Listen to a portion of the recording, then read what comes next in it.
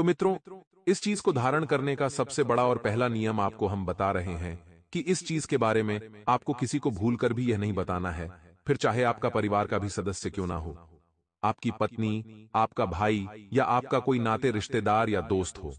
आपसे यदि कुछ पूछे तो आप उसे टाल देना। फिर आप देखेंगे कि आपने यदि इस नियम को मान लिया तो आपकी जिंदगी में बड़ी जल्दी जल्दी चीजें बदलेंगी।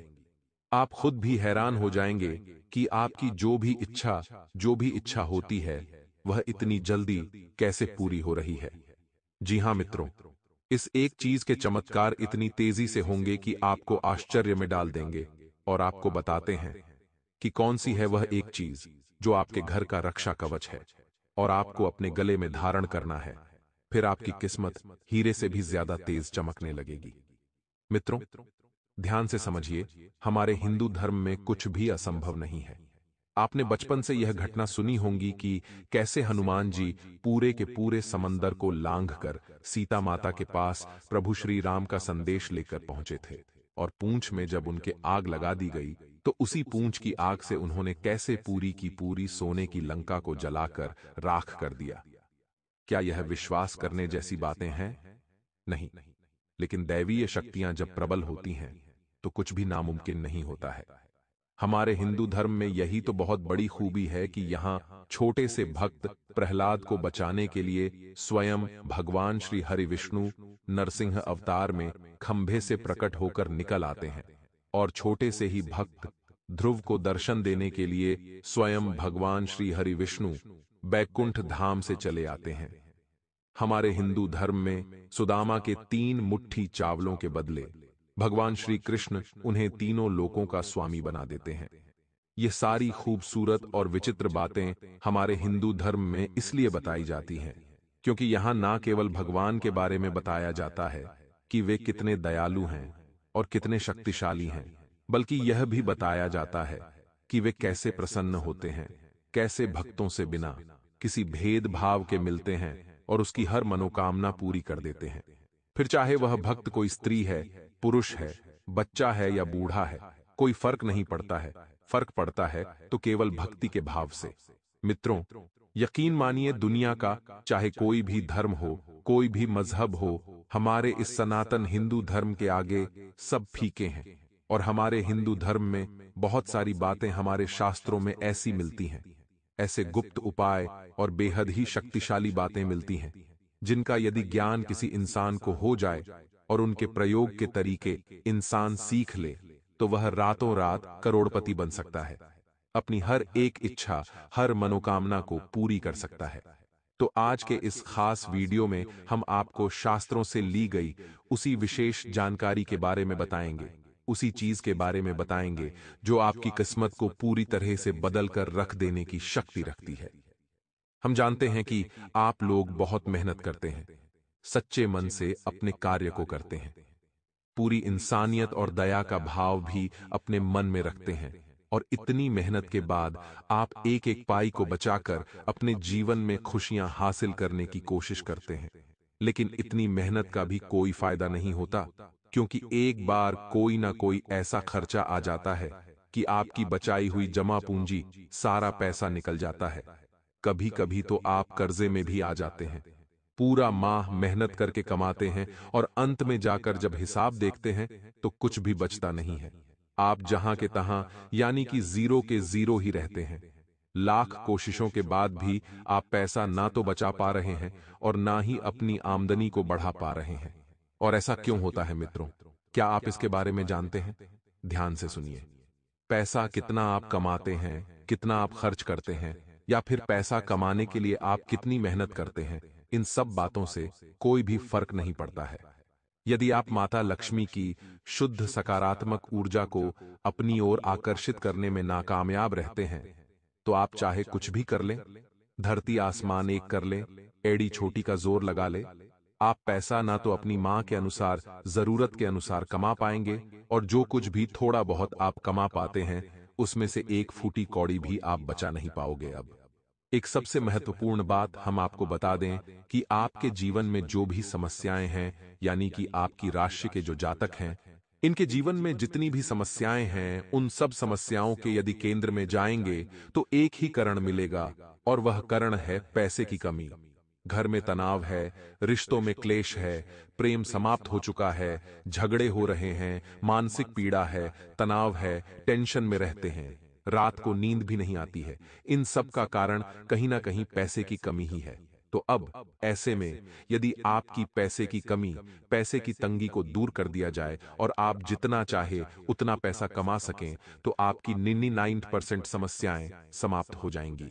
तो देखिए मित्रों, ध्यान से समझिए, आपका जो गला है उसे हमारे धर्म शास्त्रों में कई चीजों से जोड़कर देखा जाता है। जैसे कि गले में माता काली का वास माना जाता है, और आपके जो गले का भाग है वह बुध ग्रह को भी समर्पित होता है। इसीलिए आपने देखा होगा कि प्राचीन काल से ही एक नियम है जो हमारे घरों में चलता चला आ रहा है कि जिन बच्चों को नजर लगती है, बहुत अधिक नजर लगती है, तो एक चांदी की हार बनाकर उन बच्चों को गले में पहना दी जाती है। अब ऐसा इसलिए किया जाता है क्योंकि जिन लोगों का बुद्ध कमजोर होता है उन्हें बहुत जल्दी नजर लग जाती है, और जिन बच्चों के साथ यह समस्या बचपन से होती है उनका बुद्ध मजबूत करने के लिए उन्हें यह हार पहना दी जाती है। इसी के साथ साथ पहले और भी बहुत सारी चीजें पहनाई जाती थीं, जैसे बाघ का नाखून या फिर तांबे के सिक्के, जिनमें छेद करके और धागे में पिरोकर गले में पहना दिए जाते थे। ये सारे के सारे काम इसलिए किए जाते थे ताकि जातक को कोई बुरी नजर ना लगे, उसके जीवन में किसी प्रकार की कोई नकारात्मक शक्ति ना आए। अब इनमें से कुछ उपाय ऐसे थे जो माता काली की शक्ति को प्रबल करने के लिए, जातक की ओर आकर्षित करने के लिए प्रयोग किए जाते थे, और कुछ उसके बोध को मजबूत करने के लिए प्रयोग किए जाते थे। गले में जो भी चीज पहनी जाती है उसे यदि काले धागे में डालकर पहनते हैं तो उससे जातक का राहु भी मजबूत हो जाता है, और राहु का भी नजर से सीधा सीधा लेना देना होता है। तो यह सारी बातें हम आपको बता रहे हैं इसलिए ताकि आपको पता चले कि गले में कुछ भी पहनने से कैसे जीवन में परिवर्तन आते हैं। किसी भी विवाहित महिला को यदि आप देखेंगे तो गले में मंगलसूत्र पहनती है। भगवान भोलेनाथ के भक्तों को यदि देखेंगे तो गले में रुद्राक्ष पहनता है। भगवान श्री हरि विष्णु के भक्तों को देखेंगे तो गले में तुलसी की माला पहनते हैं। मां दुर्गा या फिर माता काली के भक्तों को यदि आप देखेंगे तो गले में रुद्राक्ष या फिर स्फटिक की माला पहनते हैं। तो गले में चीज पहनने का विधान बहुत ही प्राचीन है, और गला एक ऐसा स्थान होता है जहां से हमारी ऊर्जा का प्रवाह बहुत तेज होता है। वैसे तो हम इसे आपको और गहराई से भी समझा सकते हैं, लेकिन समय की कमी की वजह से हम आपको अपने मुख्य बिंदु पर लेकर जाते हैं जहां से हमने वीडियो की शुरुआत की थी। तो अब आपको आपके गले में क्या पहनना है मित्रों, हम आपको बता दें। जो भी बातें हम आपको बता रहे हैं उन्हें आपको एक एक करके बहुत बारीकी के साथ समझना है। आपको अपने गले में पहनने के लिए एक तांबे का ताबीज चाहिए। जी हां मित्रों, जिस ताबीज को भरा जाता है और ताबीज घोल होना चाहिए। हमारे हिंदू धर्म में गोल ताबीज का महत्व होता है। चौकोर ताबीज हम प्रयोग नहीं करते हैं। असल में जिन चीजों में भी कोण बने होते हैं वे नुकीले होते हैं, उन्हें हमारे हिंदू धर्म में निषिद्ध किया जाता है, रोक दिया जाता है। जो गोल चीज होती है उन्हें ही हम पूजा पाठ की सामग्री में भी प्रयोग करते हैं। अब आप सारी बातों को ध्यान से समझना। सबसे पहले आपको तांबे का एक ताबीज लेकर आना है। तांबे का ताबीज या तांबे की कोई भी सामग्री गले में पहनना बहुत अधिक आवश्यक है। आप जब तांबे की कोई भी चीज गले में पहनते हैं तो सबसे पहला कार्य आपके साथ यह होता है कि आपको किसी की भी नजर लग नहीं सकती है, किसी भी प्रकार से। जैसे बच्चे को तांबे के सिक्के में छेद करके गले में पहनाया जाता था काला धागा डालकर, वैसे ही आपको भी तांबे का ताबीज पहनना है। लेकिन अब इस ताबीज में आपको कुछ ऐसा भरना है जो आपके ऊपर माता लक्ष्मी की विशेष कृपा को करने वाला है। फिर हम आपको जैसा कि बता चुके हैं कि यदि आपके जीवन में माता लक्ष्मी की शुद्ध सकारात्मक ऊर्जा प्रवेश कर जाएगी तो फिर आप थोड़ी सी मेहनत करेंगे और आपको अधिक धन लाभ होगा। पैसा जो आएगा वह आपके घर में रुकेगा भी, और आप उसका सदुपयोग भी कर पाएंगे। ये बहुत आवश्यक है, अन्यथा कितनी ही मेहनत कर लीजिए कुछ भी फर्क नहीं पड़ने वाला है। तो ध्यान से समझिए। आप ताबीज को लेकर आएंगे शुक्रवार के दिन। शुक्रवार के दिन आप ताबीज लेकर अपने घर में गए। अब इसके साथ आपको क्या करना है, इसे आप ध्यान से समझिए। इस ताबीज के साथ आप 2 स्फटिक के मोती भी खरीदेंगे। जी हाँ मित्रों, स्फटिक बहुत ही ज्यादा जरूरी होता है। इसे हम क्रिस्टल भी कहते हैं। क्रिस्टल असल में ऊर्जा का शुद्ध स्वरूप होता है। न वह नकारात्मक और ना ही वह सकारात्मक है, वह केवल ऊर्जा का स्रोत है। तो इस ताबीज की शक्ति को बढ़ाने के लिए आपको स्फटिक के 2 मोती चाहिए। अच्छी क्वालिटी के मोती आप ले लेना, जिससे आपको ताबीज के इस तरफ और उस तरफ धागे में पिरोना होगा। इससे इस ताबीज की शक्ति और प्रबल हो जाएगी। यही क्रिस्टल का, यह स्फटिक का कार्य होता है। अब ध्यान से समझिए मित्रों, हम आपको सारी बातें वैज्ञानिक तर्कों के आधार पर भी समझने की कोशिश करते हैं, क्योंकि कुछ लोग बड़े ही कुतर्की होते हैं और जब शास्त्रों की बात करें तो उन्हें लगता है कि हम पुरानी फिजूल बातें कर रहे हैं और वे विज्ञान की दुहाई देने लगते हैं। वे शायद यह भूल जाते हैं कि हमारा धर्म पूर्ण रूप से वैज्ञानिक भी है। हमारे धर्म में हर एक बात को वैज्ञानिक तरीके से समझाया जा सकता है और विज्ञान की बहुत सारी खोजें तो हमारे धर्म से ही उठाई गई हैं। खैर, चलो आगे बढ़ते हैं। तो आप शुक्रवार के दिन यह ताबीज 2 स्फटिक और एक काले रंग का धागा लेकर आ जाएंगे। अब हर एक चीज का अपना बहुत अधिक महत्व है। ध्यान से आपको समझना है। आपको एक हरे रंग का कागज का छोटा सा टुकड़ा भी चाहिए, जिसे आप गोल घुमाकर इस ताबीज के अंदर भरेंगे। जी हां मित्रों, बहुत छोटा सा टुकड़ा चाहिए, लेकिन हरे रंग का यह टुकड़ा होना चाहिए। अब आपके पास जो चीज है वे ध्यान से सुनो। काले रंग का धागा, एक तांबे का ताबीज, 2 स्फटिक के मोती और हरे रंग का एक कागज का छोटा सा टुकड़ा। इसे आप कैंची से चौकोर काट लें। इसके बाद इस पूरी सामग्री को आपको कैसे तैयार करना है, अपने गले में धारण करने के लिए तो ध्यान से सुने। आप उस कागज के छोटे से टुकड़े को चौकोर काटें और इस आकार का काटें कि उसे गोल घुमाकर उसे ताबीज में आप आसानी से भर सकें। ऐसा ना हो कि वह ताबीज में बने ही ना, तो आपका प्रयोग असफल हो जाएगा, मेहनत बेकार हो जाएगी। तो उसी हिसाब से, उसी साइज से आप उस कागज के टुकड़े को काटें। अब आपको शुक्रवार को रात्रि को 9 बजे अपने पूजा घर में जाना है। स्नान आदि करने के बाद अब आपको पूजा घर में जाने के बाद आसन पर बैठना है। माता काली को याद करना है। यदि आपके पास माता काली की कोई फोटो है तो आप उसे अपने सामने रखें। कोई विशेष विधान नहीं है, साधारण सा विधान है। बस माता काली की परम सकारात्मक ऊर्जा को इस ताबीज के अंदर आपको भरना है। अब इस ताबीज में आपको एक मंत्र लिखकर भरना है। अब वह मंत्र क्या है, हम आगे आपको बताएंगे। इस मंत्र में 3 दिव्य शक्तियों का मिश्रण है और यह त्रिशक्ति मंत्र कहा जाता है। मित्रों, याद रखें कि जो मंत्र हम आपको बताने जा रहे हैं वह एक बीज मंत्र है और बीज मंत्र में बहुत अधिक शक्ति होती है। असल में देखा जाए तो हर एक देवी देवता का जो मंत्र होता है उन सब से कहीं ज्यादा शक्तिशाली बीज मंत्र होता है। जैसे कि बरगद का पेड़ कितना ही विशाल क्यों ना हो जाए, उसे पूरे के पूरे पेड़ की, पूरे के पूरे वृक्ष की शक्ति केवल एक छोटे से बीज में समाहित होती है। तो आप इस मंत्र के छोटे आकार को देखकर यह अनुमान न लगा लें कि यह मंत्र क्या ही करेगा। यह मंत्र वह करेगा जो आपने कभी सपने में भी नहीं सोचा होगा। जी हां मित्रों, तो अब ध्यान से समझिए विधि क्या है। आपको उसे कागज पर बहुत ही छोटे अक्षरों में इस मंत्र को लिखना है। इसे ध्यान से समझे, जरा सी भी गलती आपको नहीं करनी है।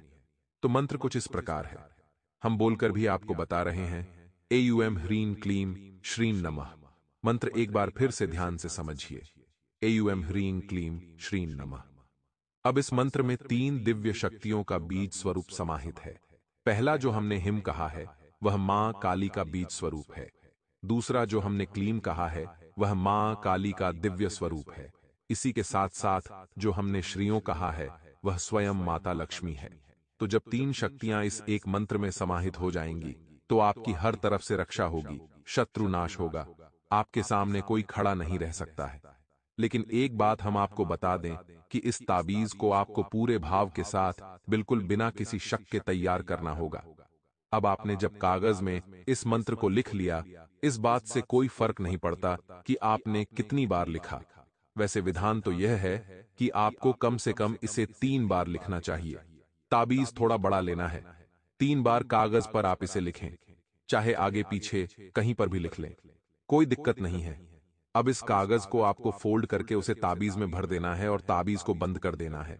अब यह संपूर्ण सामग्री जो आपकी ताबीज और एक धागे में पिरोकर तैयार हुई है, कुछ इस प्रकार है।